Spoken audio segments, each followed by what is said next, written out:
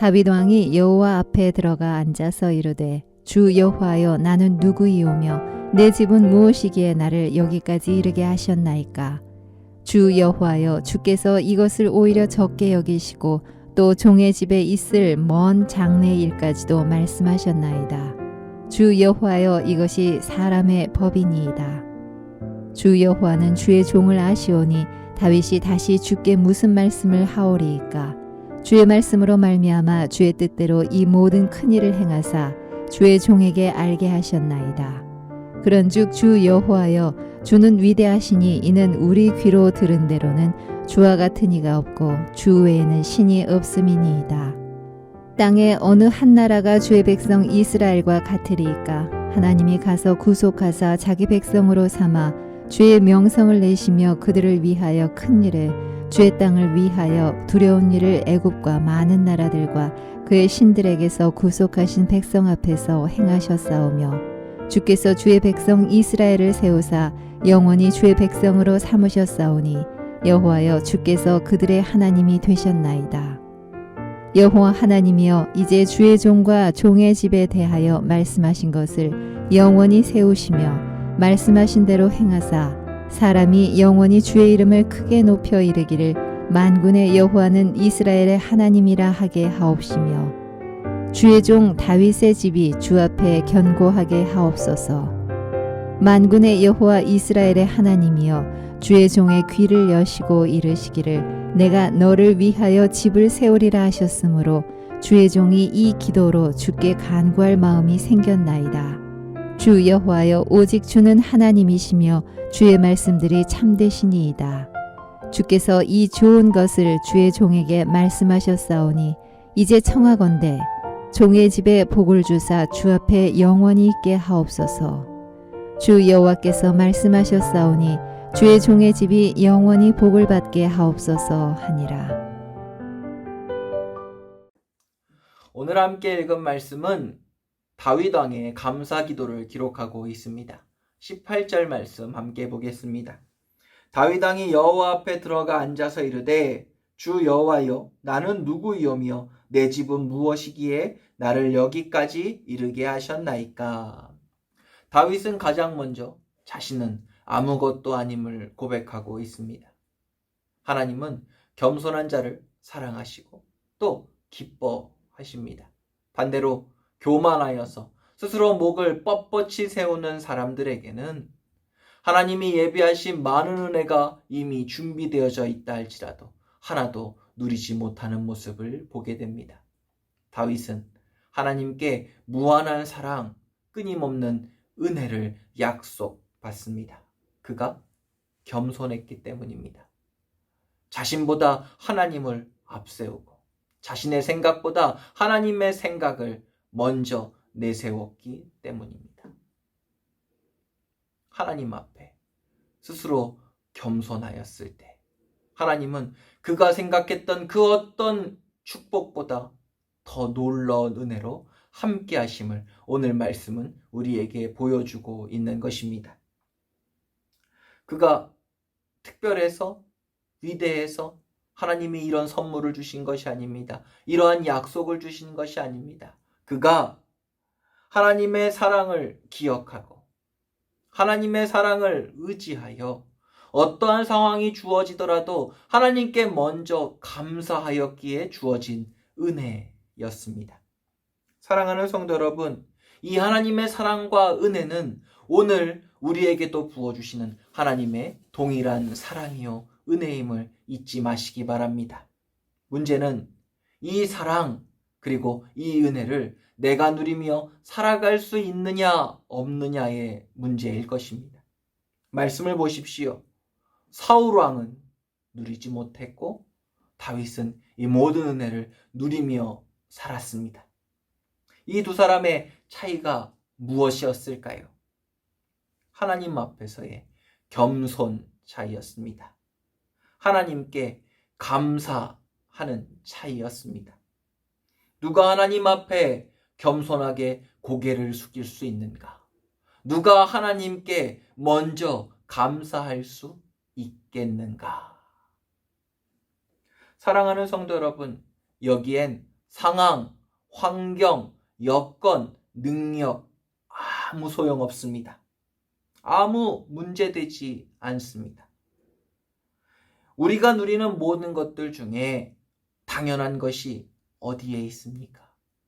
모든 것은 다 하나님이 허락하신 것입니다. 상황이 되지 않았음에도 불구하고, 여건이 되지 않았음에도 불구하고, 내 능력이 부족함에도 불구하고 하나님이 누리게 하신 것들이지요. 그렇습니다. 이루시는 이는 오직 하나님 뿐이십니다. 우리가 해야 할 일은 이 하나님을 믿는 것입니다. 그리고 이 하나님을 믿는 그 믿음으로 말미암아 지금 이 순간도 먼저 감사하고 기뻐하는 일일 것입니다. 이 하나님을 믿고 이 순간도 감사하며 하나님을 찾을 수 있는 우리 모두가 될 수 있기를 소망합니다. 22절 말씀 보겠습니다. 그런즉 주 여호와여, 주는 위대하시니 이는 우리 귀로 들은 대로 주와 같은 이가 없고 주 외에는 신이 없음이니이다. 다윗은 고백합니다. 주 외에는 참신이 없습니다 라고 말이죠. 주님만이 참신입니다 라고 고백하고 있는 것입니다. 다윗이 살던 시대, 이 시대에는 수많은 우상들이 있었습니다. 수많은 사람들이 수많은 신들을 믿고 살았던 시대입니다. 성경 말씀에만 봐도 얼마나 많은 신들의 이름이 나오는지 모릅니다. 바알, 몰렉, 그모스, 다곤, 아세라 등등 말입니다. 그런 사이에서 오직 다윗은 여호와 하나님만이 참신입니다 라고 고백하고 있습니다. 당당하고 떳떳하게 말이죠. 요즘 시대 역시 얼마나 많은 신들이 있습니까? 신이 없다라고 신 자체를 부정하며 살아가는 사람들조차 세상의 사상, 문화, 제도, 재물을 신처럼 받들며 의지하며 숭배하며 살아가고 있는 것들을 보게 됩니다. 우리 역시 다윗의 시대와 마찬가지로 수많은 유형과 무형의 온갖 신들 사이에서 살아가고 있다라는 것입니다.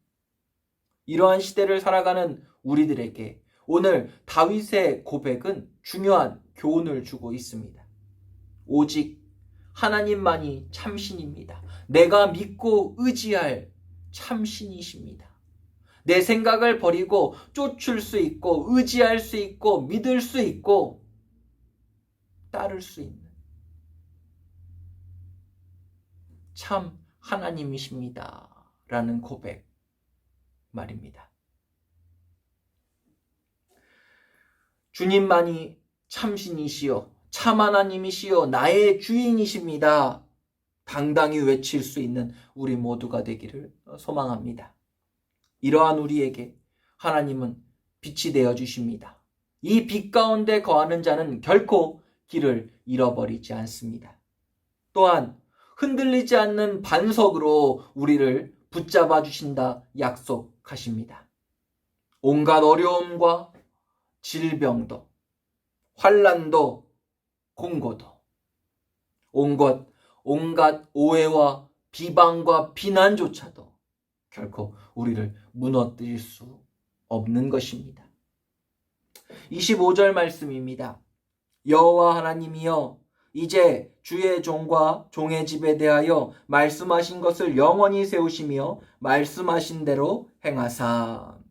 다윗은 하나님께서 말씀하신 대로 행하여 주옵소서라고 간구하고 있습니다.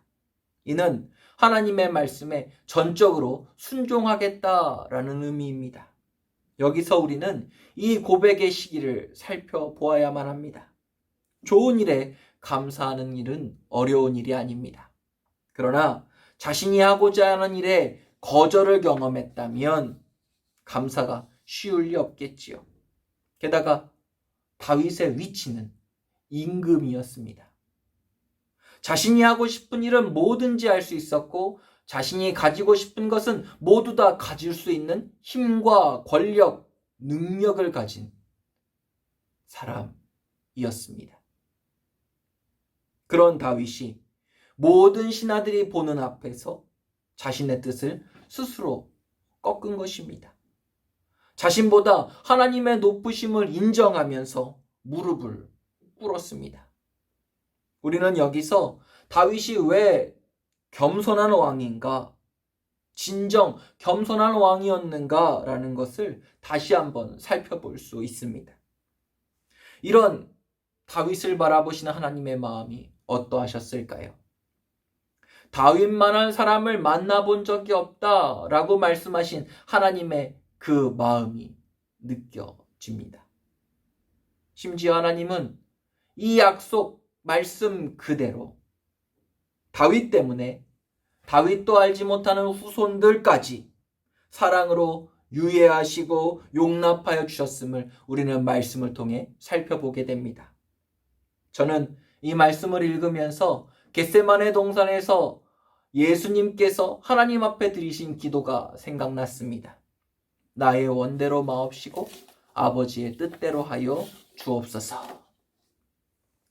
하나님이 주신 모든 것을 감사함으로 받는 인생, 하나님의 사랑을 의심치 아니하고 순종으로 받아들이며 더욱 기도하고 찬양하고자 애쓰는 인생.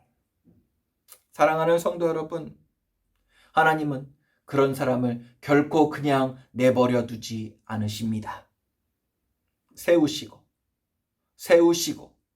또 세우셔서 하나님의 뜻을 이루기 위해 마지막 순간까지 사용하시는 것입니다. 그의 자녀들, 후손들까지 일으켜 주시고 살려 주십니다.